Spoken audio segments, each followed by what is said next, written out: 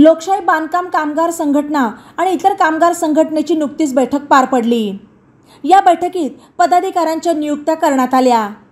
यावेळी लोकशाही बांधकाम कामगार संघटना आणि इतर कामगार संघटनेचे संस्थापक अध्यक्ष शंकरराव भैलुमे, निसारभाई शेख, सचिन दोशी, सुनीता सरोदे, राणी घोडके, मंगल पाखरे, सचिन सोनवणे आदी उपस्थित होते। बांधकाम कामगारांची नोंदणी न करता उडवाउडीची उत्तरे देणाऱ्या अधिकाऱ्यांविरोधात जिल्हाव्यापी आंदोलन केले जाणार असल्याचे यावेळी भैलुमे यांनी सांगितले। तसेच सर्वसामान्य कामगारांवर होत असलेल्या अन्यायाचा बिमोड करण्यासाठी आणि कामगारांची एकजूट करण्याच्या उद्देशाने संघटना प्रयत्नशील असल्याचेही त्यांनी यावेळी स्पष्ट केले।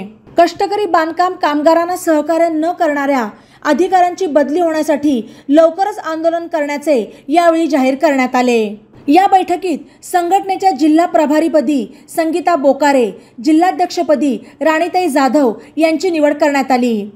तर श्रीगोंदा तालुका अध्यक्षपदी सुभाष शिंदे, श्रीगोंदा महिला तालुका अध्यक्षपदी मंगल पाखरे आणि राणी घोडके यांची उपाध्यक्षपदी निवड करण्यात आली।